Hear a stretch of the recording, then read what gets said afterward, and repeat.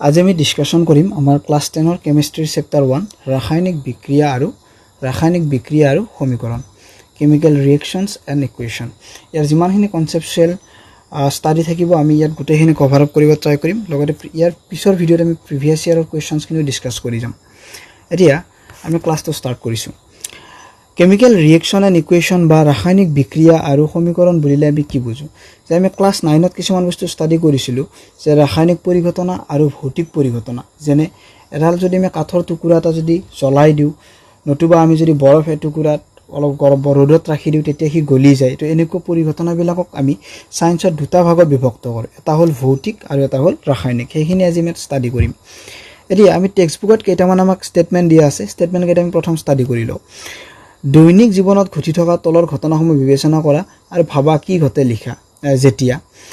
গ্ৰীষ্মকালত কোঠাৰ উষ্ণতাত গাখীৰ থোৱা হয় গ্ৰীষ্মকালত মানে গৰম দিনত যেতিয়া আমি এটা পাত্ৰত গৰম গাখীৰ থৈ দিও গৰম দিনত তেতিয়া সেই গাখীৰখিনি আমি কি হয় বেয়া জাৰণ ঘটা বুলি কও জাৰণ কি আমি ইয়াৰ এইটো চেপ্টাৰতে স্টাডি কৰিম পিছৰ ফালে তাৰ ৰাসায়নিক ভিত্তি কি জাৰণৰ সেইখিনি আমি স্টাডি কৰিম জেনাৰেলি আমি এটা বস্তু বুজো যে গাখীৰখিনি যদি আমি ৰাখি দিও তেতিয়া এদিন বা দুদিনৰ ভিতৰত গাখীৰখিনি কলৈকে ৰূপান্তৰ হয় দৈলৈকে ৰূপান্তৰ হয় এতিয়া দৈলৈকে ৰূপান্তৰ হোৱাৰ পিছত আমি কি কৰিব নোৱাৰো তাক পুনৰ আগৰ অৱস্থালৈ ঘূৰাই আনিব নোৱাৰো তো এনেবিলাক ভিত্তি আমি ৰাসায়নিক আৰু ভৌতিকৰ ক্ষেত্ৰত প্ৰয়োগ কৰিম ইয়াত প্ৰথমে বুজি লৈছো গ্ৰীষ্মকালত কোঠাৰ উষ্ণতাত গাখীৰ থোৱা হলে কি ঘটে গাখীৰখিনি কি হলে ৰূপান্তৰ হ'ব পাৰে দৈলৈ ৰূপান্তৰ হ'ব পাৰে লোৰ তেৱা বা কেৰাহী এখন বা গজাল এটা সেমেকা বাৰীত মুকলিকৈ থলে তাৰ মানে যেতিয়া আমি লো মুকলিকৈ থৈ দিও এতিয়া আমি মামৰ ওপৰত পঢ়িছো সেইটোৰে ইয়াত কেমিক্যাল কনসেপ্ট দিছে যেতিয়া লো আমাৰ বহি পৰিবেশত থাকে তেতিয়া আমি লোত অক্সিজেন গেছৰ প্ৰভাৱত আহিব আৰু জলীয় বাষ্পৰ প্ৰভাৱত আহিব আমি পিছত যেতিয়া ধাতু স্টাডি কৰিম তেতিয়া গম পাম যে আইৰনে ডাইৰেক্টলি পানীৰ লগত বিক্ৰিয়া নকৰে কিন্তু আইৰনে জলীয় বাষ্পৰ লগত অতি তীব্ৰভাৱে বিক্ৰিয়া কৰিব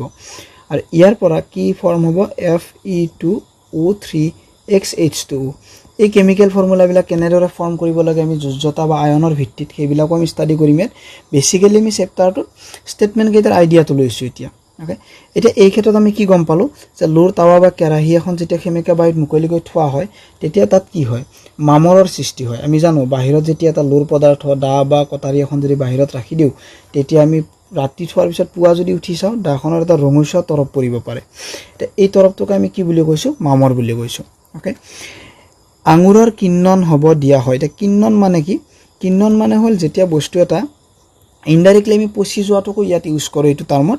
কিন্তু আঙুৰৰ কিন্ননৰ ক্ষেত্ৰত আঙুৰৰ ফাৰ্মেন্টেশন যেতিয়া আঙুৰটো কি হ'ব ডিকম্পোজ হৈ যাব বা ইয়াৰ ভিতৰত বিযোজন ঘটিব তেতিয়া সেই আঙুৰৰ পৰা কি সৃষ্টি হয় এলকহলিক সাবস্টেন্স সৃষ্টি হয় এলকহল প্ৰডিউস হয় আৰু আমাৰ যিবিলাক ওয়াইন প্ৰডাকশন কোম্পানী আছে আমাৰ ফ্যাক্টৰি আছে তাত আমাৰ এইটো আঙুৰৰ কিন্নন প্ৰসিডিউৰ বা ফাৰ্মেন্টেশন ইউজ কৰে এতিয়া আঙুৰৰ কিন্ননৰ এটা বহুলভাৱে ব্যৱহৃত অনুজীৱ হৈছে আমাৰ ইষ্ট ইউজ কৰে ইষ্ট কি ইউজ কৰে কাৰণ ইষ্টে সেই আঙুৰ বা যিটো পদাৰ্থ কিন্নন হ'বলৈ দিয়া হয় সেইটোক অতি সোনকালে ডিকম্পোজ হোৱাত সহায় কৰে তাৰ ভিতৰত ক্ৰিয়া কৰি ওকে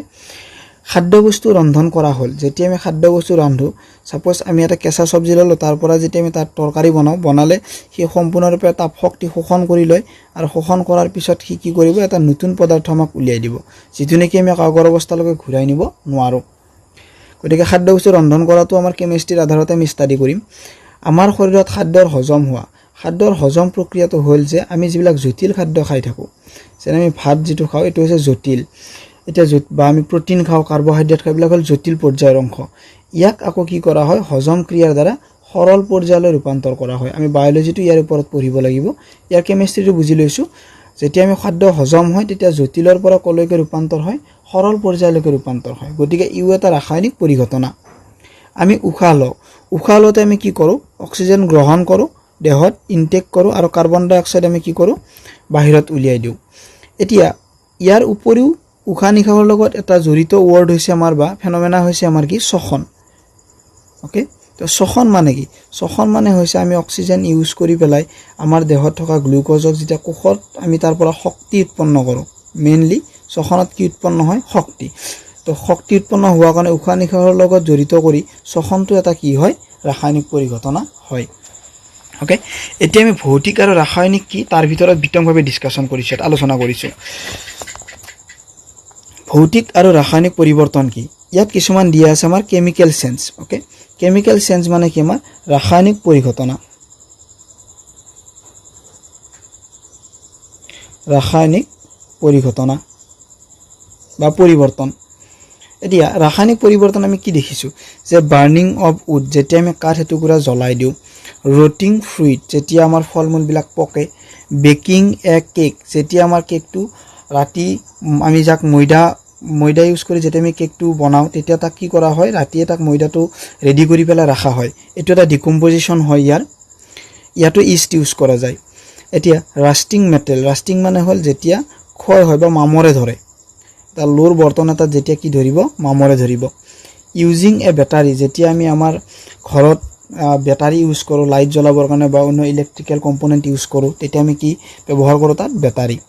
এটা বেটাৰীত কি হয় আমাৰ বেটাৰীত কি হয় যে যেটো আমাৰ ৰাসায়নিক শক্তি থাকিব ইয়াৰ ভিতৰত এসিড থাকে আমি জানো ইয়াৰ পৰা আয়নৰ দ্বাৰা কি ফৰ্ম হয়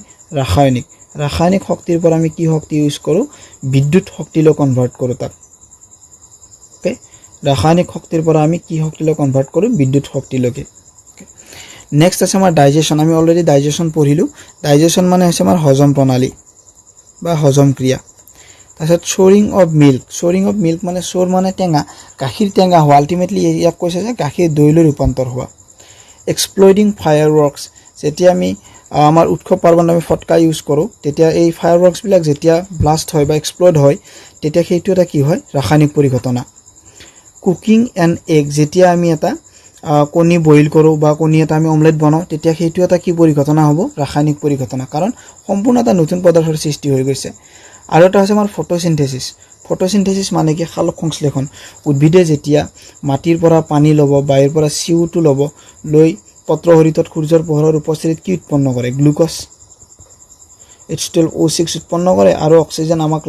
ৰিলিজ কৰে সেইকাৰণে আমি কওঁ যে আমাৰ কাৰণে উদ্ভিদ অতি প্ৰয়োজনীয় আৰু বাষ্প আকাৰে পানী ৰিলিজ কৰে গতিকে এই যে কাৰ্বহাইড্ৰেট উৎপন্ন কৰিলে এইটো এটা সম্পূৰ্ণ ৰাসায়নিক পৰিঘটনা বুলি আমি এই সমীকৰণটোৰ দ্বাৰা বুজিব পাৰো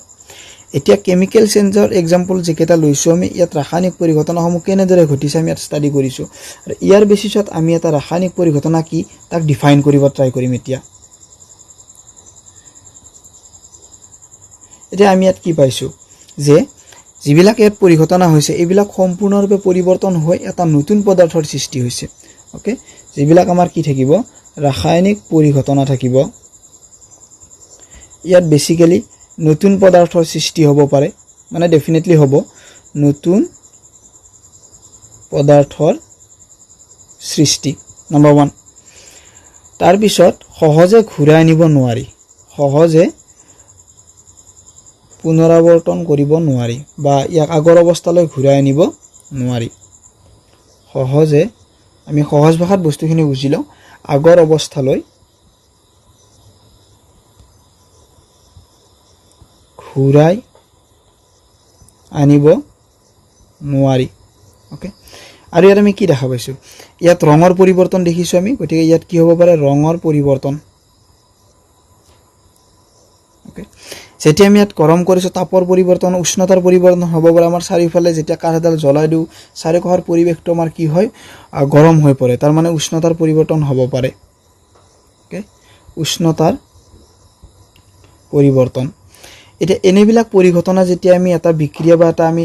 পৰিৱৰ্তনত আমি লক্ষ্য কৰো তেতিয়া আমি তাক ডাইৰেক্টলি ক'ব পাৰিম যে এইটো এটা কি হয় ৰাসায়নিক পৰিঘটনা হয় কেনেকৈ যে ৰাসায়নিক পৰিঘটনাত এটা কি হয় নতুন পদাৰ্থৰ সৃষ্টি হয় যেনেদৰে আমি কাঠ টুকুৰা যদি পুৰি দিও ইয়াৰ পৰা কি সৃষ্টি হ'ব ছাই এটো এটা সম্পূৰ্ণ কি পদাৰ্থ নতুন পদাৰ্থ ঠিক একেদৰে সহজে আগৰ অৱস্থালৈ ঘূৰাই আনিব নোৱাৰি যেতিয়া আমি কি কৰো সহজে ঘূৰাই আনিব নোৱাৰা কনসেপ্টটো আমি বুজিলো যেতিয়া আম এটা পকাই বা খৰি এডাল জ্বলাই দিয়াৰ পৰা ছাই সৃষ্টি হ'ল আৰু ইয়াৰ পৰা এটা নতুন পদাৰ্থৰ সৃষ্টি হ'ল ইয়াক আমি ইচ্ছা কৰো আগৰ অৱস্থালৈ ঘূৰাই আনিব নোৱাৰো কিন্তু কিছু কিছু বিক্ৰিয়াৰ ক্ষেত্ৰত আমি আকৌ বেলেগ ধৰণৰ বিক্ৰিয়াবিলাক এপ্লাই কৰি বা নিউ সাবষ্টেন্স এপ্লাই কৰি আমি কি কৰিব পাৰো আগৰ অৱস্থালৈ ঘূৰাই আনিব পাৰো যেনে আমি পানীৰ পুনৰ সংযোজনত আমি ষ্টাডি কৰিলে যে H2O ক আমি কি কৰো ভাঙি লৈ পেলাও হাইড্ৰোজেন আৰু অক্সিজেনলৈকে এটা ঘূৰাই আনিব পাৰো অন্যলৈকে ভাঙি দিব পাৰো ইয়াত বিদ্যুৎ বিশ্লেষণ প্ৰক্ৰিয়া ইউজ কৰা যায় আমি এইটো চেপ্টাৰতে ইয়াৰ ওপৰত ষ্টাডি কৰিম ওকে তাৰ পিছত আমি বুজি পালো যে গাখীৰ দৈলৈ ৰূপান্তৰ হোৱা আমি দৈক আকৌ গাখীৰলৈ ৰূপান্তৰ কৰিব নোৱাৰো বা যিখিনি খাদ্য সৰল পৰ্যায়লৈ ৰূপান্তৰিত হ'ল তাক আকৌ পুনৰ জটিল অৱস্থালৈ আনিব নোৱাৰো বা উদ্ভিদে ফটোসিনথেসিছত যিমানখিনি খাদ্য বা সালোক সংশ্লেষণত যিমানখিনি খাদ্য সৃষ্টি কৰিলে শক্তিৰ সেইখিনি আকৌ সি কেঁচামাল হিচাপে পুনৰ ঘূৰাই ল'ব নোৱাৰে বা এটা বেটাৰীৰ পৰা আমি যিমানখিনি বিদ্যুৎ ব্যৱহাৰ কৰিলোঁ সেইখিনিক আকৌ পুনৰ ৰাসায়নিক শক্তিলৈ স্থানান্তৰিত কৰিব নোৱাৰি যেনেদৰে এটা পাত্ৰ যেতিয়া মামৰে ধৰে তাক আকৌ পুনৰ আগৰ অৱস্থালৈ আমি নিব নোৱাৰোঁ এতিয়া ঠিক একেদৰে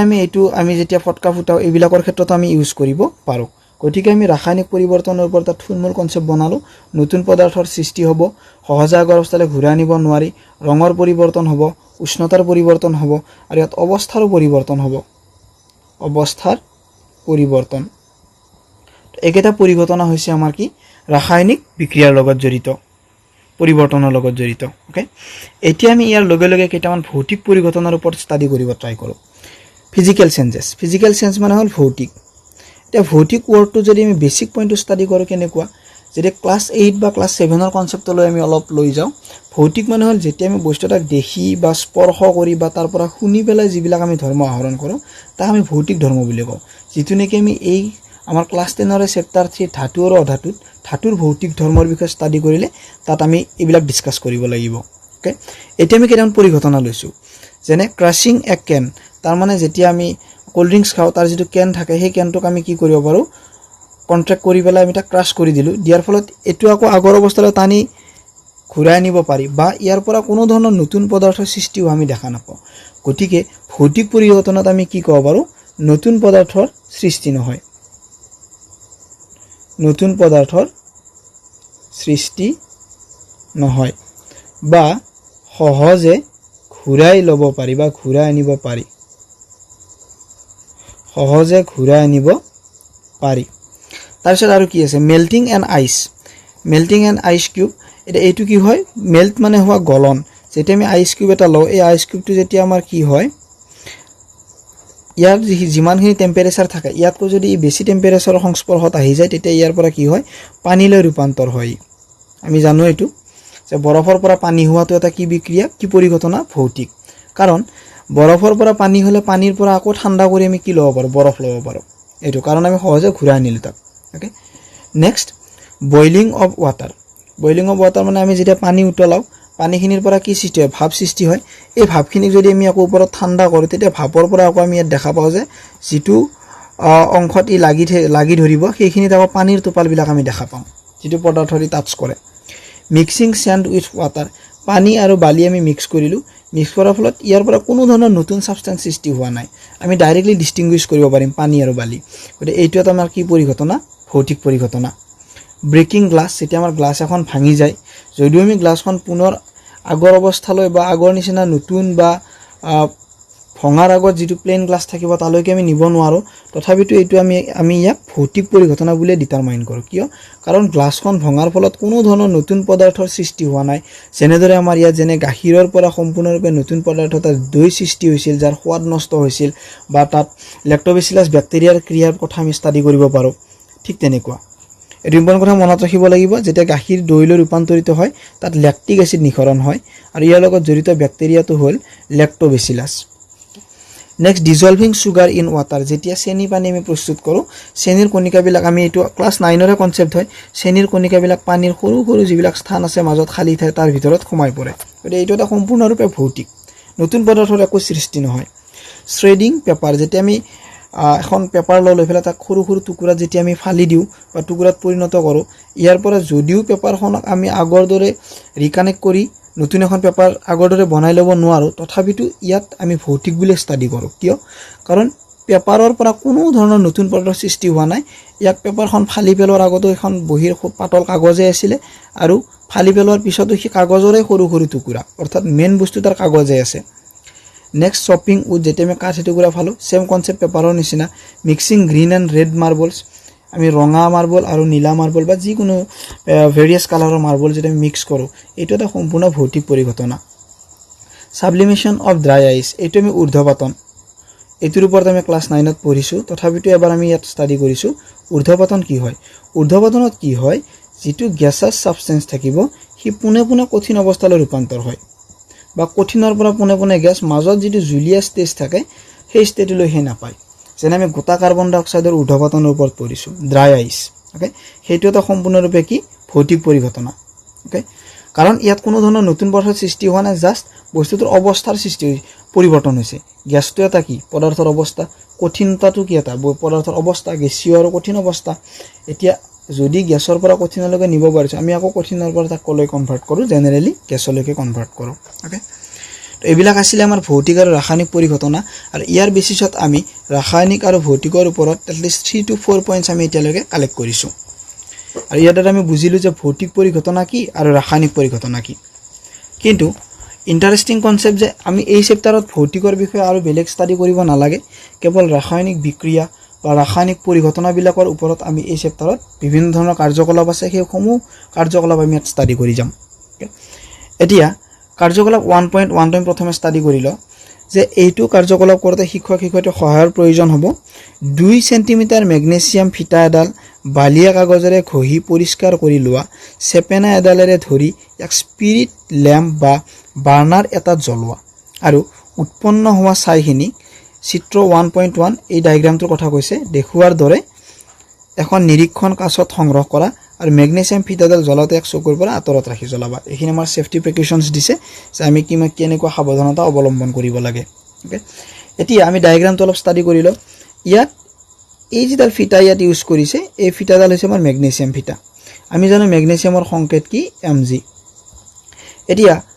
যেতিয়া এক বায়ুৰ উপস্থিতিত দহন কৰিছে দহন কৰা মানে বায়ুত দহন কৰা মানে তাক কি যোগ কৰা বুলি কম সাইন্সত অক্সিজেন যোগ কৰা আলটিমেটলি ইয়াত আমি এটা কেমিক্যাল পৰিঘটনা পাইছো মেগনেছিয়ামৰ লগত কি যোগ হৈ আছে অক্সিজেন আমি এক সমীকৰণৰ আকাৰতো ষ্টাডি কৰিম ওকে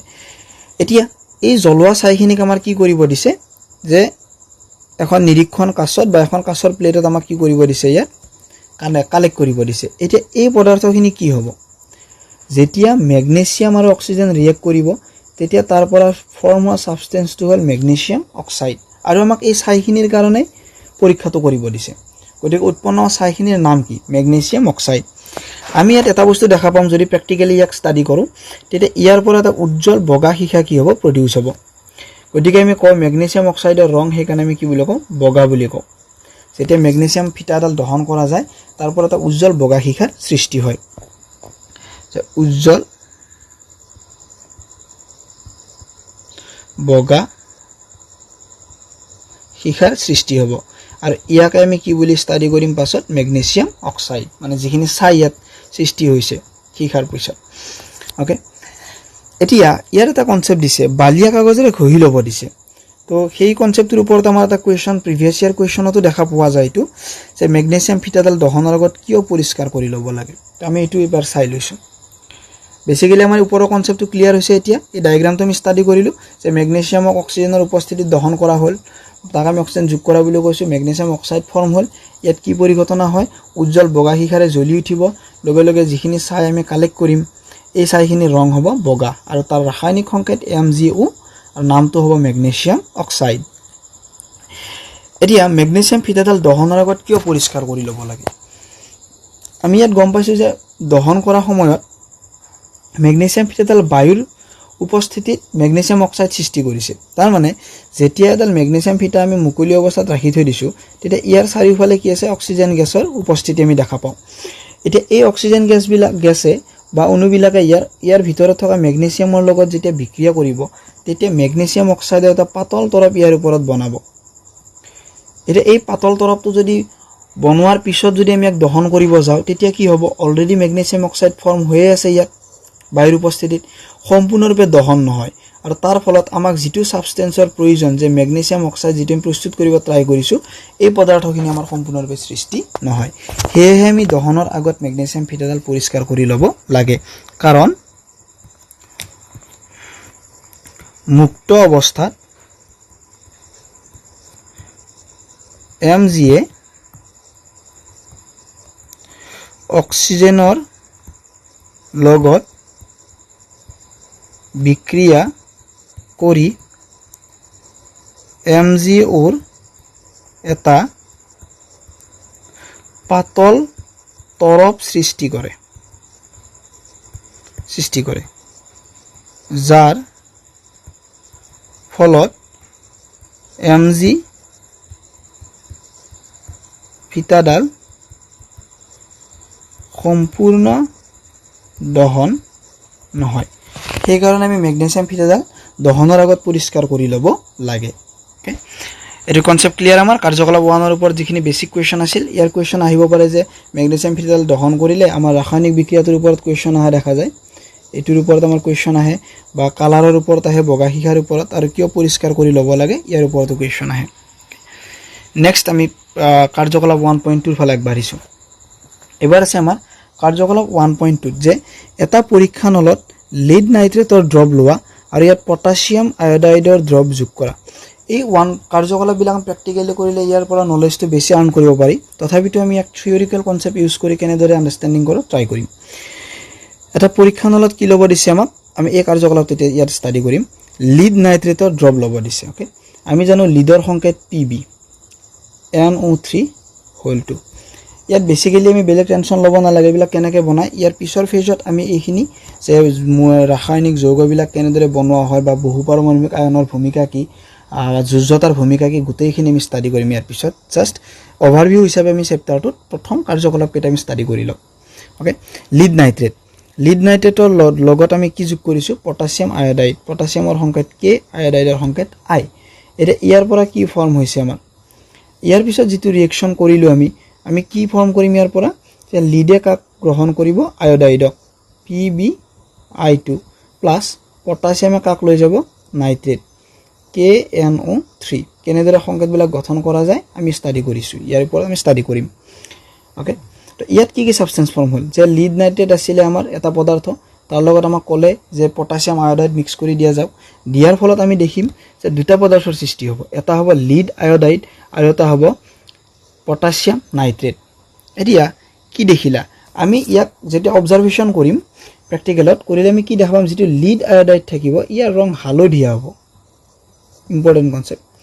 আৰু ই কি নহয় অদ্ৰাব্য পদাৰ্থ এটা হ'ব যেটো পৰীক্ষানলত আমি ইয়াক মিক্স কৰিম এই পৰীক্ষানলটোত আমাৰ কি থাকিব পটাছিয়াম নাইট্ৰেট থাকিব আৰু ওপৰত কি হৈ লাগি থাকিব এই যিখিনি আমি হালধীয়া দ্ৰৱ বুলি কলো হালধীয়া পদাৰ্থ লিড আয়োডাইড খিনি আমাৰ ওপৰত থাকিব মানে PbI2 ওকে তো আমি এইটো কোৱেশ্চন আমি ষ্টাডি কৰিলো টপিকটো ওকে নেক্সট এতিয়া আমি কাৰ্যকলাপ 1.3 ত গৈছো এটা কনিকেল ফ্লাক্স মানে কোন শেপৰ এটা আমাক ফ্লাক্স ল'ব দিছে এটা পৰীক্ষানলত কেইটুকুৰামান জিংক লোৱা ইয়াত লঘু হাইড্ৰক্লৰিক এসিড বা সালফিউৰিক এসিড যোগ কৰা আমাক যিকোনো এটা এসিড ইউজ কৰিলে হ'ল হাইড্ৰক্লৰিক এসিডৰ যেটো ফৰ্মুলা দ্যাট ইজ HCl আৰু সালফিউৰিক এসিডৰ যেটো ফৰ্মুলা H2SO4 আমি একেটা এসিড বাৰে বাৰে ইউজ কৰিম কেমিষ্ট্ৰিত যোগ কৰিব দিছে এটা কনিকেল ফ্লাক্সত আমাৰ কি লৈছে সালফিউৰিক এসিড লৈছে মানে H2SO4 লৈছে ইয়াত এতিয়া সালফিউৰিক এসিড যোগ কৰিলো এসিডখিনি সাৱধানেৰে লৰচৰ কৰিব দিছে কাৰণ এসিডটো আমাৰ কাৰণে বিপদজনক বস্তু গতিকে আমি এটা সাৱধানে কি কৰিব লাগিব ইউজ কৰিব লাগিব জিংকৰ টুকুৰা কেইটামান আমাক ইয়াত কি কৰিব দিছে ফ্লাক্সৰ তলিত আগতে লৈ ল'ব দিছে এই যিবিলাক টুকুৰা আছে আমাৰ এইবিলাক আছিল আমাৰ জিংকৰ টুকুৰা ওকে আমি জানো জিংকৰ সংকেত কি Zn তাৰ লগত কাৰ সংস্পৰ্শ হ'ল H2SO4 সালফিউৰিক এসিড হোৱাৰ লগে লগে যেটো ৰিঅ্যাকশন ফৰ্ম হ'ব সেই ৰিঅ্যাকশনটো হ'ব জিংকে সালফেট আয়নটোৰ লগত এটা যৌগ গঠন কৰিব ওকে এতিয়া তাৰ পৰা বনাব জিংক সালফেট মানে ZnSO4 প্লাস আৰু হাইড্ৰোজেন গ্যাস ইভলভ হ'ব মানে নিৰ্গত হ'ব সেই কাৰণে আমাৰ কি কৈছে ইয়াত এটা থিলা ইউজ কৰিছে কাছৰ নলি ইউজ কৰিছে এটা কনিকেল ফ্লাক্স এই ফ্লাক্সটো কনিকেল মানে কোন শেপত আছে আৰু সালফিউৰিক এসিড এটা ইয়াৰ পৰা ৰিঅ্যাকশন হয় যিখিনি হাইড্ৰোজেন গ্যাস ওলাই যাব সেই গ্যাসখিনিক এটা সৰু কাছৰ নলিৰ দ্বাৰা আমি বাহিৰলৈ উলিয়াই দিছো আৰু যাতে এই পিনে গ্যাস ৰিলিজ নহয় তাৰ কাৰণে আমি এটা থিলা ইউজ কৰিছো থিলাটোৰ ব্যৱহাৰ তে প্ৰয়োজনীয় সামগ্ৰী যদি আমাক এই প্ৰ্যাকটিক্যালটোত লাগে এটা কনিকেল ফ্লাক্স লাগিব মেইন পদাৰ্থ লঘু সালফিউৰিক এসিড H2SO4 আৰু আমাক জিংকৰ কেইটামান টুকুৰা আৰু লগত এডাল কাছৰ নলি যাতে উৎপন্ন হাইড্ৰোজেন গ্যাসখিনি বাহিৰত পঠাব পাৰো আৰু এটা আমাক থিলা যাতে পাত্ৰটোৰ কাষেৰে কি নহয় হাইড্ৰোজেন গ্যাসৰ লিকেজ নহয় কনিকেল ফ্লাক্স বা পৰীক্ষানলটো সুইচ উষ্ণতাৰ পৰিৱৰ্তন ঘটিছে নে ডেফিনেটলি ইয়াত উষ্ণতাৰ পৰিৱৰ্তন ঘটিব কিয়ন ধাতু আৰু যেতিয়া এসিডৰ মাজত ৰিঅ্যাকশন হ'ব আৰু ইয়াৰ ফলত কি হ'ব জিংক সালফেট আৰু হাইড্ৰোজেন গ্যাস ইভলভ হ'ব আৰু আমি গম পাম যে এই পাত্ৰটো কি হ'ব কিছু পৰিমাণে ইয়াৰ উষ্ণতা যেটো থাকিব উষ্ণতাটো ইনক্ৰিজ হ'ব মানে ডেভেলপ হ'ব ওকে তো আমি তিনিটা কাৰ্যকলাপ এতিয়ালৈকে ষ্টাডি কৰিলো এই কাৰ্যকলাপ কেইটাৰ পৰা আমি কি পৰ্যবেক্ষণ পাওঁ যে যেতিয়া এটা ৰাসায়নিক বিক্ৰিয়া সম্পন্ন হয় তাৰ অৱস্থাৰ পৰিৱৰ্তন ঘটে ডেফিনেটলি ঘটিব ৰঙৰ পৰিৱৰ্তন ঘটিব কাৰণ আমি ইয়াত হালধীয়া অধক্ষেপৰ অলৰেডি আমি ইয়াত পাইছোঁ গেছৰ উৎপত্তি হ'ব যে হাইড্ৰজেন গেছ উৎপত্তি হৈছে আৰু উষ্ণতাৰ পৰিৱৰ্তন এই পাত্ৰটো চুই চালে আমি গম পাম তাৰ যিটো বিক্ৰিয়াৰ আগৰ তাৰ টেম্পাৰেচাৰ আছিলে তাতকৈ বহুগুণে কি পাব বৃদ্ধি পাব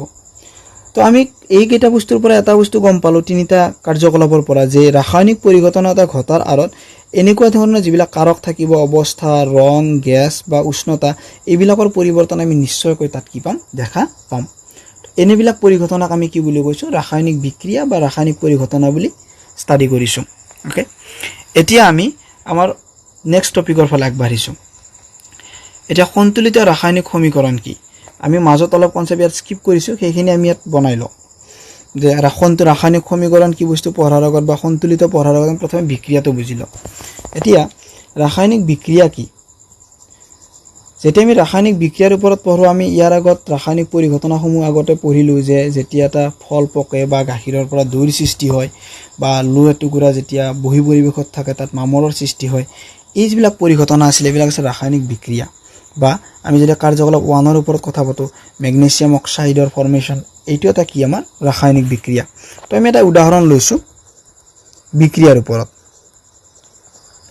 যে মেগনেছিয়াম ফিতা এডাল দহন কৰা হল ওকে আমি মেগনেছিয়াম ফিতা এডাল কি কৰিছো দহন কৰিছো এটা ইয়াকে আমি কি বুলি কওঁ ৰাসায়নিক বিক্ৰিয়া ওকে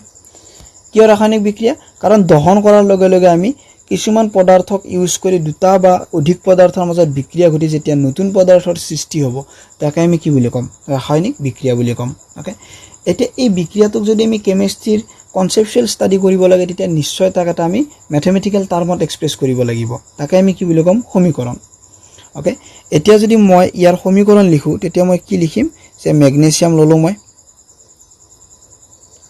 মেগনেছিয়াম তাৰ লগত মই কি যোগ কৰিছিলো অক্সিজেন আৰু কি পালো মই মেগনেছিয়াম অক্সাইড ওকে এটা এইটো এটা হল সমীকৰণ এটা ইয়াক আমি কি সমীকৰণ বুলি কম ইয়াক কম আমি যে শব্দ সমীকৰণ কি সমীকৰণ শব্দ সমীকৰণ কিয় কাৰণ শব্দৰে আমি ইয়াত যিবিলাক পদাৰ্থ আমি ইয়াত ইউজ কৰিছো সেইবিলাক আমি শব্দৰ দ্বাৰা প্ৰকাশ কৰিছো তাক আমি ফৰ্মুলা এতিয়ালৈকে ইউজ কৰা নাই এতিয়া ইয়াৰ এটা ইম্পৰ্টেন্ট কনসেপ্ট এই যিডাল কাৰ্চিন আমি ইয়াত ইউজ কৰিছো ইয়াৰ অৰ্থটো হল এই দুটা অংশত সমীকৰণটো ডিভাইড কৰে এটা হল বিক্ৰিয়া ঘটাৰ আগত আৰু এটা হল বিক্ৰিয়া ঘটাৰ পিছত যিখিনি পদাৰ্থক আমি বিক্ৰিয়া ঘটাম বা বিক্ৰিয়াত ভাগ লব সেই পদাৰ্থখিনিক আমি কওঁ বিক্ৰিয়ক ওকে আৰু যিখিনি পদাৰ্থ পিছত সৃষ্টি হ'ব তাক আমি কম বিক্ৰিয়জাত ওকে যদি কোৱেশ্চন এনেকুৱা আহে যা বা বিক্ৰিয়ক পদাৰ্থ কাক বোলে বিক্ৰিয়াত ভাগ লোৱা পদাৰ্থবিলাকক বিক্ৰিয়ক পদাৰ্থ আৰু উৎপন্ন হোৱা পদাৰ্থবিলাকক বিক্ৰিয়জাত পদাৰ্থ বুলি কম আমি ইয়াৰ পিছত যিমান কেমিষ্ট্ৰিত কেমিক্যাল ইকুৱেশ্যন পাম সবতে আমি বিক্ৰিয়ক আৰু বিক্ৰিয়জাত টাৰ্ম দুটা ইউজ কৰি যাম ওকে এতিয়া শব্দ সমীকৰণ ক্লিয়াৰ আমাৰ এটো ইয়াক যদি আমি শব্দ সমীকৰণৰ পৰা যদি ইয়াৰ সংকেত চিহ্ন ইউজ কৰো যেনে আমাৰ মেগনেছিয়ামৰ কি হয় Mg প্লাস অক্সিজেনৰ কি হয় O2 মেগনেছিয়াম অক্সাইডৰ কি হয় MgO কৰে এইটো আমাৰ এটা সম্পূৰ্ণৰূপে ৰাসায়নিক সমীকৰণলৈকে আমি কনভাৰ্ট কৰিলো ওকে কাৰণ কিয় ৰাসায়নিক সমীকৰণ যেতিয়া আমি বনাম তেতিয়া তাত মেইনলি দুটা বস্তু ইউজ হয় এটা হৈছে পদাৰ্থৰ সংকেত চিহ্ন এটা হৈছে পদাৰ্থৰ সংকেত চিহ্ন আৰু এটা হৈছে পদাৰ্থৰ অৱস্থা চিহ্ন দুটা বস্তু আমাৰ ইম্পৰ্টেন্ট দিয়া এটা হৈছে সংকেত চিহ্ন এটা হৈছে অৱস্থা চিহ্ন সংকেত চিহ্ন মানে কি সংকেত চিহ্ন মানে হল যে যিখিনি আমি পদাৰ্থ যেনে মেগনেছিয়ামৰ Mg অক্সিজেনৰ O বা O2 গেছীয় অৱস্থাত মেগনেছিয়াম অক্সাইডৰ MgO এইখিনিকে আমি কি বুলি কওঁ সংকেত চিহ্ন নেক্সট অৱস্থা চিহ্ন কোনখিনি যিখিনি আমি পদাৰ্থ ইউজ কৰিছো সেই পদাৰ্থখিনিক যেটো অৱস্থাত আমি ব্যৱহাৰ কৰিম সেইখিনিক আমি কি বুলি কওঁ অৱস্থা চিহ্ন যেনে আমি পদাৰ্থৰ অৱস্থা তিনিটা পাইছো বেসিক্যালি গোটা যে আমি পাইছো ইয়াত গোটা জুলিয়া আৰু গেছীয় যেটা পাইছো আমি সলিড গোটাক আমি সলিড বুলি কওঁ S ইউজ কৰিম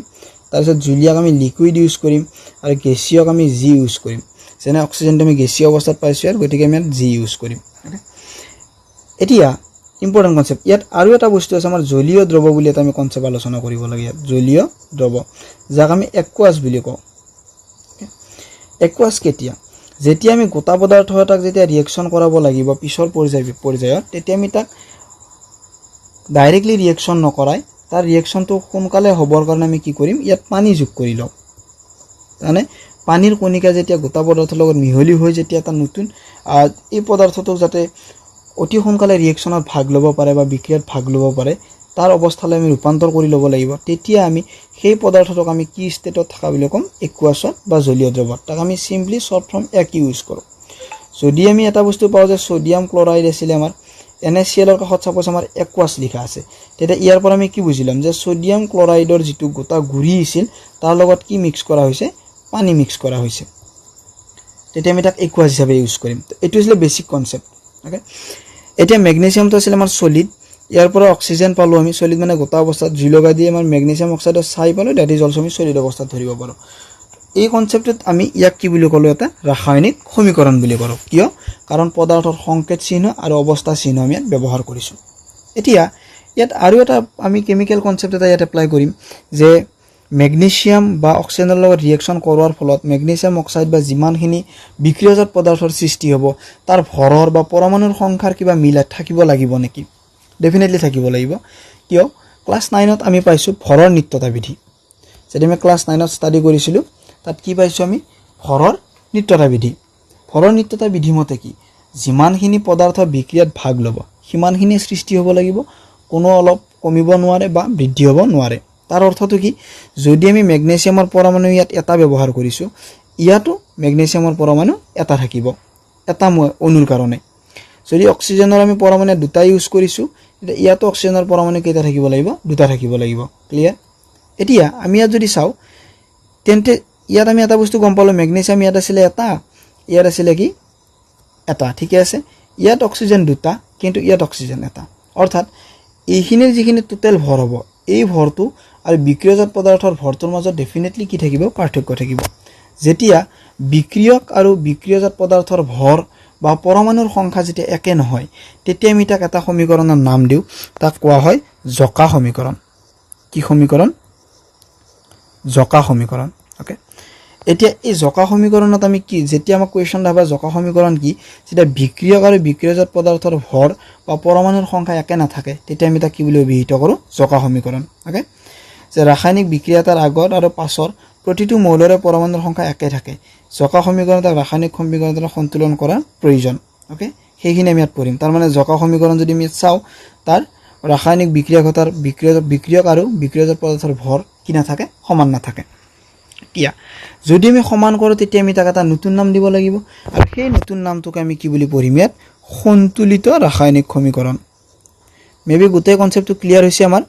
যে এতিয়া আমি ফাইনাল পাই গলো প্ৰথম আছিল আমাৰ বিক্ৰিয়া যে দুটা বা অধিক পদাৰ্থৰ মাজত বিক্ৰিয়া ঘটি নতুন পদাৰ্থৰ সৃষ্টি হলে তাক ৰাসায়নিক বিক্ৰিয়া সেই ৰাসায়নিক বিক্ৰিয়াটোক আমি প্ৰথমে শব্দৰ দ্বাৰা নামটো যিবিলাক পদাৰ্থ তাত আছে বিক্ৰিয়ক আৰু বিক্ৰিয়জাত তাক শব্দৰ দ্বাৰা প্ৰকাশ কৰি আমি শব্দ সমীকৰণ বনাইছো তাৰ পিছত আমি তাৰ পৰা কি বনাইছো এটা জকা সমীকৰণ বনাইছো যত বিক্ৰিয়ক আৰু বিক্ৰিয়জাত পদাৰ্থৰ ভৰ বেলেগ বেলেগ থাকিব আৰু ফাইনাল কন্ডিশনত আমি এটা উপনীত হৈছো যে সন্তুলিত সমীকৰণ কি যত বিক্ৰিয়ক আৰু বিক্ৰিয়জাতৰ ভৰ কি থাকিব সমান থাকিব বা পৰমাণুৰ সংখ্যা সমান থাকিব ক্লিয়াৰ এইখিনি এতিয়া আমাৰ নেক্সট টপিক হৈছে সন্তুলিত ৰাসায়নিক সমীকৰণ এতিয়া সন্তুলিত ৰাসায়নিক সমীকৰণ এটা আমাৰ মেইন টপিক ইউজ হয় সেইটো হৈছে ভৰৰ নিত্যতা বিধি তাৰ মানে সন্তুলিত ৰাসায়নিক সমীকৰণ যেতিয়া আমি ষ্টাডি কৰিম আমাক ক্লাস 9 ৰ এই টপিকটো আমাক নিতান্তই প্ৰয়োজনীয় যে ভৰৰ নিত্যতা বিধি আমাক লাগিব কিয় ৰাসায়নিক বিক্ৰিয়া তাত আমাক পৰীক্ষাত আহে যে ৰাসায়নিক বিক্ৰিয়াটা কিয় সন্তুলন কৰিব লাগে কাৰণ ভৰৰ নিত্যতা সূত্ৰ মতে ৰাসায়নিক বিক্ৰিয়াত ভৰৰ সৃষ্টি বা বিনাশ হ'ব নোৱাৰে সেই ৰাসায়নিক বিক্ৰিয়াটা কি হয় সমতুল কৰাৰ প্ৰয়োজন ইয়াৰ পৰা আমি ডেফিনেশনটো লিখিব পাৰিম সন্তুলিত ৰাসায়নিক সমীকৰণ কি বিক্ৰিয়ক আৰু বিক্ৰিয়জাত পদাৰ্থৰ যেতিয়া মুঠ ভৰ বা পৰমাণুৰ সংখ্যা সমান থাকিব তাক সন্তুলিত ৰাসায়নিক সমীকৰণ ক্লিয়াৰ এটা আমি ৰিঅ্যাকশন ষ্টাডি কৰিম জিংক আৰু সালফিউৰিক এসিড যেটো আমি ইয়াৰ আগত কাৰ্যকলাপত আমি কৰি আহিছো প্ৰ্যাকটিক্যাল জিংক আৰু সালফিউৰিক এসিডৰ মাজত বিক্ৰিয়া ঘটিলে zinc sulphate plus hydrogen gas উৎপন্ন হয় এতিয়া এইটো কি এটা প্ৰথমটো আছিল এইটো শব্দ সমীকৰণ আৰু এইটো হৈছে এটা জকা সমীকৰণ বা সন্তুলিত হয় না জকা হয় আমি তাক চেক কৰোঁ জিংক এটা সালফাৰ এটা হাইড্ৰোজেন দুটা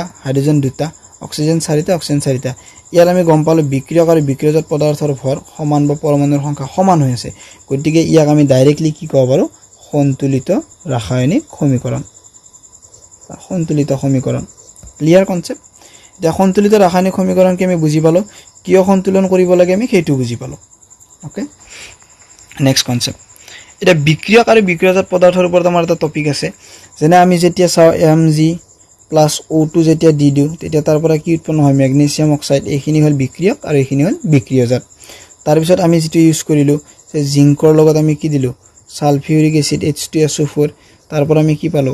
জিংক সালফেট প্লাস হাইড্ৰোজেন এই পদাৰ্থখিনি বিক্ৰিয়ক আৰু এই পদাৰ্থখিনি বিক্ৰিয়জাত ওকে নেক্সট এতিয়া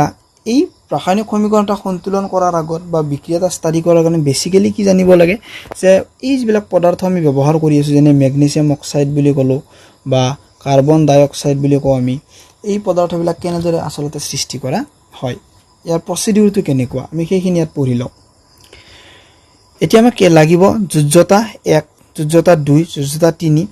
যোজ্যতা 1 থকা পদাৰ্থবিলাক আমি ইয়াত ৰাখিছো আয়নৰ নাম সোডিয়াম পটাছিয়াম সিলভাৰ কপাৰ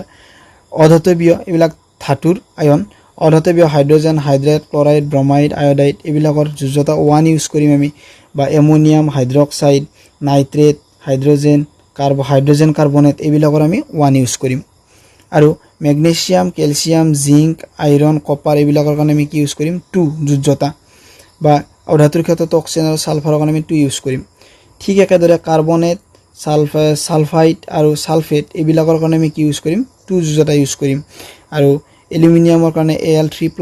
আইৰনৰ কাৰণে আমি কি ইউজ কৰিম 3 ইউজ কৰিম আৰু আইৰনৰ কাৰণে আমি 2 ইউজ কৰিম আমি পিছত আইৰনৰ 2 আৰু 3 কিয় বেলেগ বেলেগ কৰি ইউজ কৰিব লাগে হেতু চাম ওকে নাইট্ৰেটৰ কাৰণে আমি N3- যাৰ যোজ্যতা 3 ইউজ কৰিম আৰু ফসফেটৰ কাৰণে আমি যোজ্যতা 3 ইউজ কৰিম এটা কেনেদৰে এই যোজ্যতাবিলাক ইউজ কৰা যায় আমি বেসিক্যালি আগত কেইটামান পদাৰ্থ পাইছিলো যে ইয়াত আছিল আমাৰ এটা আছিল ম্যাগনেসিয়াম অক্সাইড তাৰ পিছত আমাৰ সালফিউৰিক এসিড বা লিড নাইট্ৰেট সেইবিলাক আমি এতিয়া ইয়াৰ পৰা তৈয়াৰ কৰিম ওকে তো আমাৰ প্ৰথম বনাব লাগে ম্যাগনেসিয়াম অক্সাইড কেনেকৈ বনাম আমি ইয়াত পৰিঘটনাটো হল ম্যাগনেসিয়াম লিখিব লাগিব আৰু এটা আমি অক্সিজেন লিখিব লাগিব এটা হল Mg এটা হল O অক্সিজেন এতিয়া ইহতৰ যেটো যোজ্যতা থাকিব হেতু কি কৰিব লাগিব এক্সচেঞ্জ কৰি দিলে হল বেলেগ একো নাই ম্যাগনেসিয়ামৰ যোজ্যতা কি পাইছো আমি ম্যাগনেসিয়ামৰ যোজ্যতা পাইছো আমি 2 ওকে কিয় যোজ্যতা 2 হয় মই এবাৰ এটা মৌলৰ কাৰণে মই ইয়াত ষ্টাডি কৰিছো যে Mg আছিল আমাৰ কিমান নম্বৰত 12 নম্বৰত ইলেক্ট্ৰন এবিনে 2 8 2 এতিয়া যদি ই যৌগ গঠন কৰিব বিচাৰে তেতিয়া হলে মানে Mg ৰ প্ৰথম সেলত কেইটা থাকিব দুটা ইলেক্ট্ৰন থাকে এটো আমাৰ Mg ৰ প্ৰথম সেলত দুটা ইলেক্ট্ৰন তাৰ পিছৰ সেলত 8টা ইলেক্ট্ৰন বহি কক্ষত 8 ইলেক্ট্ৰন আৰু লাষ্টৰ সেলটো দুটা ইলেক্ট্ৰন এতিয়া যদি যৌগ গঠন কৰিব লাগে হঠাৎ বহি কক্ষৰ লগত ইলেক্ট্ৰন তাৰ ভাগ হেৰি হ'ব এক্সচেঞ্জ হ'ব আদান প্ৰদান হ'ব যদি যৌগ গঠন কৰিব লাগে ই বাহিৰৰ পৰা ল'ব লাগিব 6টা আৰু কাৰণ অক্টেট ৰুল মতে বাহিৰত 8টা ইলেক্ট্ৰন থাকিব লাগে আৰু উলিয়াই দিলে দিব লাগিব কেইটা দুটা কত কোনটোত কম শক্তি আমাৰ হেৰি এনাৰ্জি ইউজ হ'ব দুটাত গতিকে এই দুটা উলিয়াই দিয়াৰ লগে লগে ম্যাগনেসিয়ামত জেনাৰেলি কি থাকে আমাৰ যে প্ৰটন থাকে তাৰ 12টা আৰু ইলেক্ট্ৰনো থাকে তাৰ কেইটা 12টা যেতিয়া এই দুটা ইলেক্ট্ৰন উলিয়াই দিব ইলেক্ট্ৰন হৈ গল তাৰ 10টা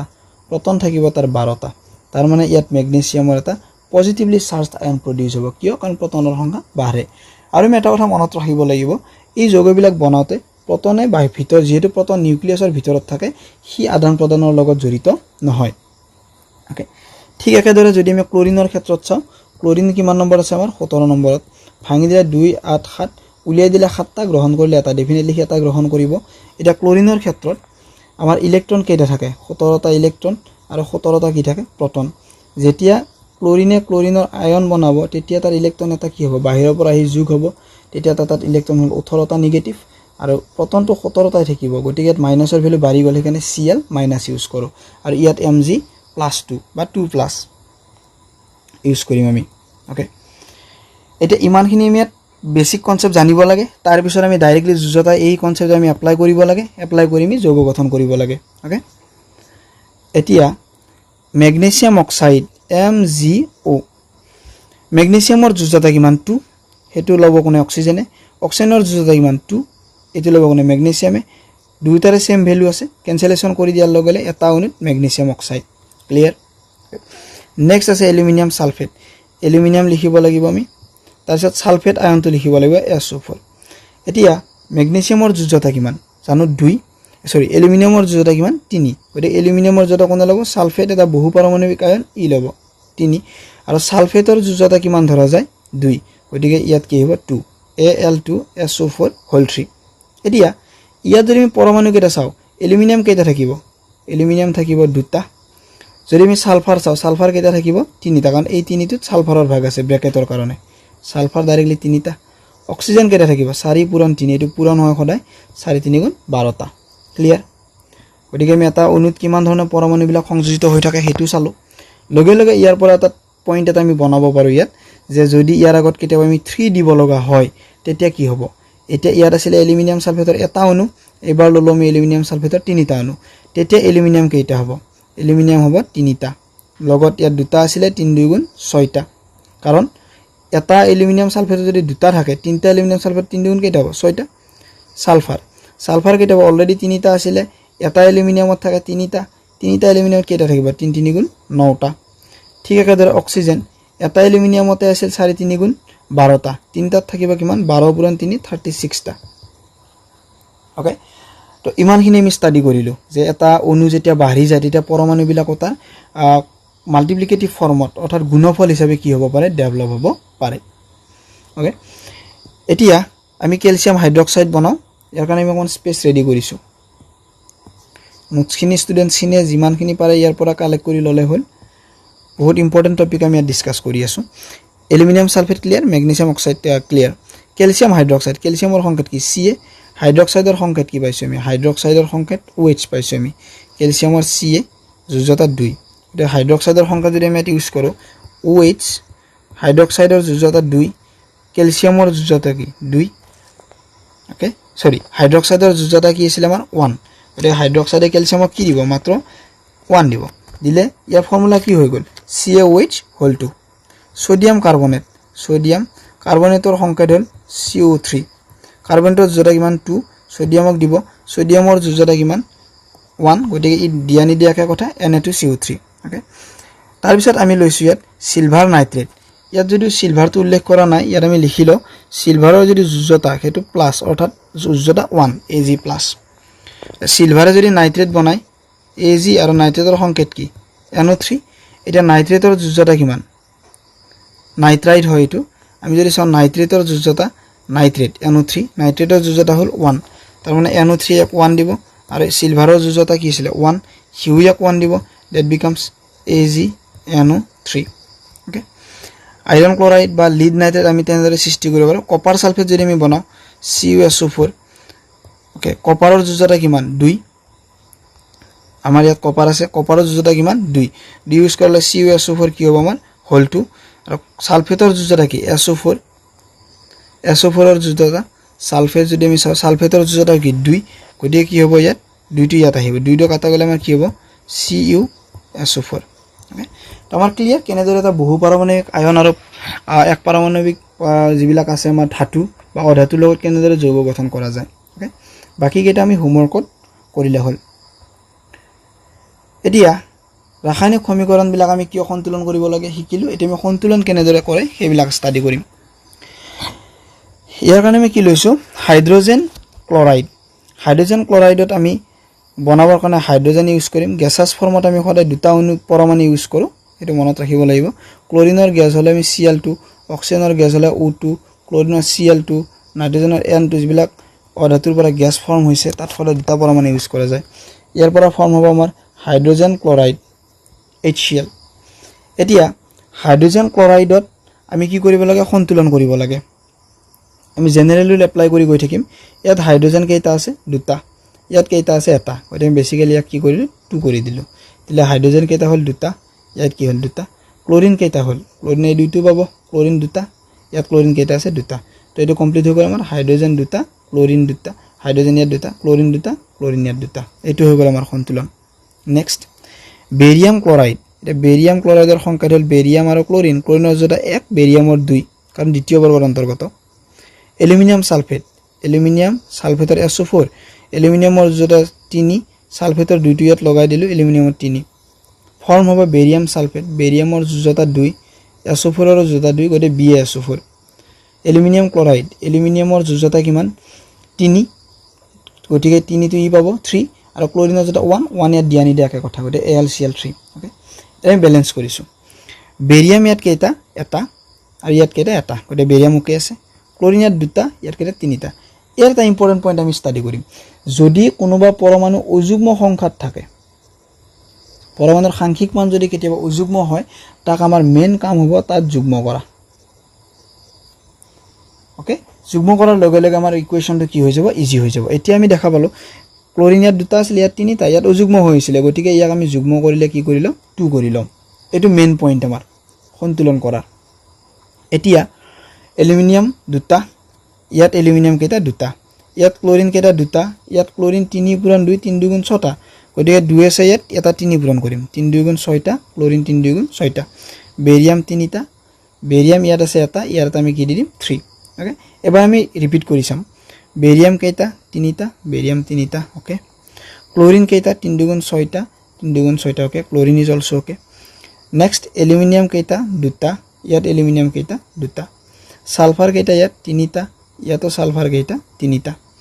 অক্সিজেন কেইটা ইয়াত 4 পূৰণ 3 4 3 গুণ 12টা ইয়াতো অক্সিজেন আমি পাইছো যে পূৰণ হয় 4 3 গুণ 12টা তাৰ মানে গোটেই কেইটা আমাৰ কি হৈছে এতিয়া ব্যালেন্স হৈ গল এনেদৰে আমি সন্তুলন কৰিম ওকে এবাৰ আছে আমাৰ সোডিয়াম হাইড্ৰক্সাইড সোডিয়ামৰ লগত কাৰ যৌগ হাইড্ৰক্সাইডৰ OH দুইটাৰ জোড়া 1 1 গটে NaOH প্লাস হাইড্ৰক্লোৰিক এসিড HCl হাইড্ৰোজেনৰো এক জোড়া ক্লোৰিনৰো এক HCl সোডিয়াম ক্লোৰাইড NaCl সোডিয়ামৰ জোড়া 1 ক্লোৰিনৰো 1 আৰু পানীৰ H2O এটা আমি এক ব্যালেন্স কৰিম সোডিয়াম কেইটা আছে এটা ইয়াত এটা ক্লোৰিন ইয়াত কেইটা এটা ইয়াতো ক্লোৰিন এটা হাইড্ৰোজেন ইয়াত এটা আৰু এটা মিলি কেইটা দুটা ইয়াতো হাইড্ৰোজেন দুটা that is also clear oxygen এটা অক্সিজেন এটা তাৰ মানে এটো অলৰেডি ব্যালেন্স হৈ আছে আমি এনেকুৱা কোৱেশ্চন এক্সামত দেখা পাম আমাক পাজল লগাবৰ কাৰণে কি হয় অলৰেডি ব্যালেন্স হৈ থকা ইকুৱেশ্চন আমাক দিব তুমি ভালদৰে অবজাৰ্ভ কৰিব লাগিব nitric acid plus calcium hydroxide calcium nitrate plus পানী ওকে এটা আমি লৈছো নাইট্ৰিক এসিডৰ যেটো ফৰ্মুলা এটো মনত ৰাখিম HNO3 plus calcium hydroxide calcium আৰু হাইড্ৰক্সাইডৰ জোড়া 1 গটে ইয়াত দিয়া নিদিয়াকে কথা ক্যালসিয়ামৰ জোড়া 2 টো আমি দিব লাগিব gives us ক্যালসিয়াম নাইট্ৰেটৰ সংকেত কি আছিল NO3 নাইট্ৰেটৰ জোড়া 1 ক্যালসিয়ামৰ কি আছিল 2 CaNO3 হোল 2 প্লাস পানীৰ সংকেত হল আমাৰ H2 ওকে এটা আমি এক ব্যালেন্স কৰিম ইয়াত হাইড্ৰোজেন কেইটা এটা ইয়াত কেইটা দুটা গতিকে আমি ইয়াৰ হাইড্ৰোজেন আছিল দুটা ইয়াৰ আছিল হাইড্ৰোজেন দুটা আৰু ইয়াত এটা তিনিটা অযুগ্মটো আমি প্ৰথম যুগ্ম কৰিলো ইয়াৰ আমি 2 দিলো হাইড্ৰোজেন ইয়াত দুটা ইয়াত দুটা চাৰিটা ইয়াত আমি এটা 2 দিও 2 2 গুণ 4টা নাইট্ৰোজেন ইয়াত কেইটা দুটা ইয়াতো নাইট্ৰোজেন কেইটা দুটা ওকে অক্সিজেন ইয়াত কেইটা 3 2 গুণ 6টা আৰু ইয়াত দুটা 6 2 8টা ইয়াত 3 2 গুণ 6টা 6 2 8টা দ্যাট ইজ ক্লিয়াৰ ক্যালসিয়াম ইয়াত এটা ইয়াত এটা তাৰ মানে এটা আমাৰ ব্যালেন্স হৈ গল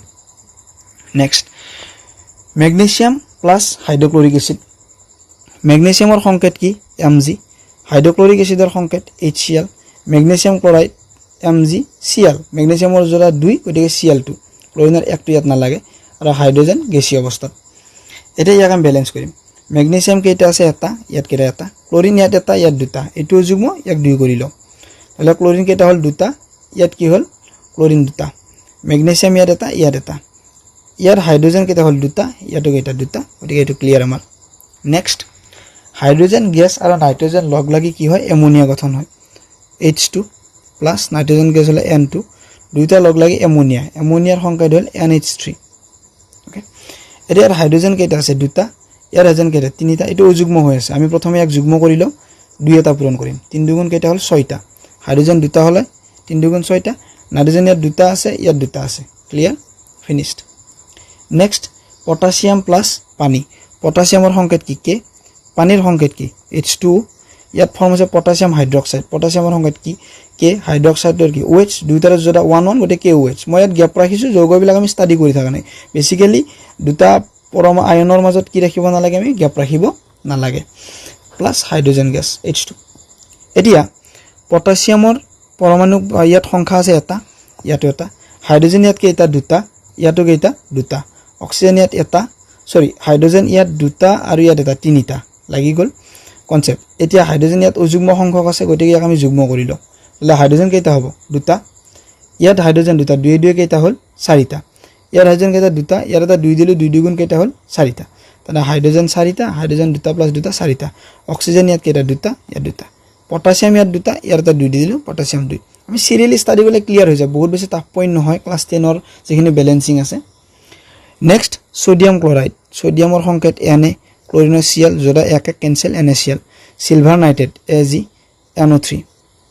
সিলভাৰৰ যোৰা এক নাইট্ৰেটৰ এক কৰি AgNO3 সিলভাৰ ক্লোৰাইড AgCl সিলভাৰৰ এক ক্লোৰিনৰ এক কেনসেল সোডিয়াম নাইট্ৰেট Na সোডিয়ামৰ এক আৰু NO3 দুইটাৰে এক NaNO3 সোডিয়াম এটা সিলভাৰ এটা ক্লোৰিন এটা নাইট্ৰজেন ইয়াত এটা অক্সিজেন তিনটা already balanced next hydrogen plus oxygen লগ লগ আমি কি পাও পানী পাও সে ইয়াত আছে আমাৰ hydrogen plus oxygen gives us পানী H2O ইয়াৰ পৰা কি বনালো আমি হাইড্ৰোজেনৰ পৰমাণু আছে দুটা ইয়াৰ আছে দুটা ক্লিয়াৰ অক্সিজেন ইয়াত অযুগ্ম হৈ আছে গতিকে দুই বনাই দিলো অক্সিজেন দুটা অক্সিজেন ক্লিয়াৰ হাইড্ৰোজেন দুই দুগুণ চাৰিটা দুই দিলে দুই দুগুণ চাৰিটা that is also clear next zinc carbonate Zn কাৰ্বনেটৰ সংখ্যা CO3 কাৰ্বনেটৰ যোজতা কি হয় 2 জিংকৰ কি হয় 2 গতিকে আমাৰ এটো কি থাকিব জিংক কাৰ্বনেট ওকে কাৰ্বনেটৰ যোজতা আমি 2 বুলি ইয়াত পাইছো অলৰেডি যিখন টেবুল আমি ইয়াত লৈছো কাৰ্বনেট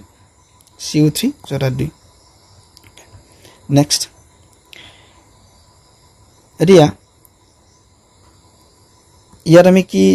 জিংক কাৰ্বনেটক যেতিয়া আমি কি কৰো বিয়োজন ঘটাও তেতিয়া কি হয় ইয়াত একচুয়ালি জিংক আছিলে আৰু প্লাস কাৰ্বন ডাই অক্সাইড আছিলে জিংক কাৰ্বনেটত সৰি জিংক অক্সাইড প্লাস কাৰ্বন ডাই অক্সাইড আছিলে এতিয়া আমি যদি ইয়াত চাও অক্সিজেন কেইটা দুটা আৰু এটা মিলি তিনিটা ইয়াত অক্সিজেন তিনিটা কাৰ্বন এটা জিংক এটা অলৰেডি ব্যালেন্স হৈ আছে ওকে এতিয়া আমি ইয়াত ব্যালেন্সিং ক্লিয়াৰ কৰিলো 10টা কোৱেশ্চন আমি ব্যালেন্সিংৰ টপ কোৱেশ্চন ষ্টাডি কৰিলো এই 10টা কলে আমাৰ ক্লাস 10 ৰ চেপ্টাৰ 1 ৰ ব্যালেন্সিং অলৰেডি ক্লিয়াৰ এৰে প্ৰেক্টিস কৰিলে হ'ল আমাৰ ষ্টুডেন্টস বিলাকে এতিয়া আমি নেক্সট ক্লাস নেক্সট এটো আমি পাৰ্ট 1 বনালো পাৰ্ট 1 ত আমি কি পঢ়িলো এটা বা ৰিভিউ কৰিলো যে পাৰ্ট 1 আমি প্ৰথমে চাম ৰাসায়নিক বিক্ৰিয়া কি বস্তু আমি ষ্টাডি কৰিলো পৰিঘটনাৰ ওপৰত গতিকে এই গোটেই কেটা পৰিঘটনা আমি গম পালো এক কথা ৰাসায়নিক পৰিঘটনা কাৰণ নতুন পদাৰ্থৰ সৃষ্টি হৈছে যাক ঘূৰাই নিব নোৱাৰি তাৰ পিছত আমি ভৌতিক পৰিৱৰ্তন কি তাক ষ্টাডি কৰিলো ওকে তাৰ পিছত আমি কাৰ্যকলাপ 1.1 ষ্টাডি কৰিলো মেগনেছিয়াম অক্সাইডত তাৰ পিছত 1.2 1.3 কাৰ্যকলাপ গেছৰ উৎপত্তিৰ ওপৰত ষ্টাডি কৰিলো যে পদাৰ্থৰ অৱস্থা চিহ্ন কেনেদৰে নিৰ্ণয় কৰা হয় একুৱাছ টু ইম্পৰ্টেন্ট কনসেপ্ট তাকো ষ্টাডি কৰিলো তাৰ পিছত ব্যালেন্সিং কি বা সমীকৰণ জকা আৰু শব্দ সমীকৰণৰ লগত সন্তুলিত সমীকৰণ কেনেকৈ আমি পৃথক কৰো এবিলাক চালো অলৰেডি দুটা কোৱেশ্চন ষ্টাডি কৰিলো আমি বিক্ৰিয়ক আৰু বিক্ৰিয়জাত পদাৰ্থও চালো লগতে সবচে ইম্পৰ্টেন্ট টপিক হল আমাৰ আমি যৌগ কেনেদৰে বনাব লাগে তাকো আমি ষ্টাডি কৰিলো আয়নৰ সহায়ত এতিয়া ইয়াৰ পিছৰ যিখিনি টপিক আমাৰ আহিব বা ৰাসায়নিক বিক্ৰিয়াৰ প্ৰকাৰৰ ওপৰত সেইখিনি টপিক আমাৰ বেসিক্যালি ইজি হ'ব কিয় কাৰণ আমি অলৰেডি তাৰ পৰা যৌগ গঠনৰ concept clear thank you next ক্লাছত আমি আকৌ ইয়াৰ পিছৰ পৰ্যায় পাৰ্ট 2 ৰ ভিডিও আমি অতি সোনকালে আপলোড কৰিম